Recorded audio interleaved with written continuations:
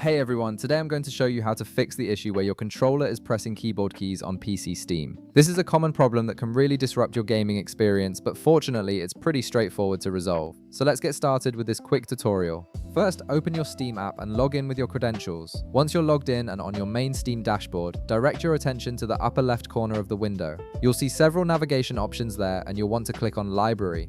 This is where all your installed and available games are listed, and it's where we'll be making the necessary adjustments to fix this controller issue. After clicking on Library, take a look at the left panel where all your games are displayed. Now locate the specific game where you're experiencing the controller pressing keyboard keys problem. Once you've found it, right-click on that game title. This will bring up a context menu with several options. From this menu, select Properties.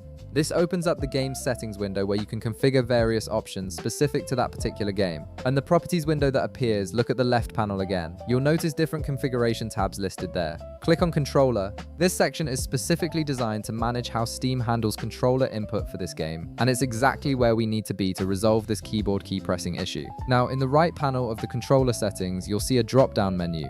This menu controls Steam's input handling for your controller. Click on this drop-down menu to reveal the available options.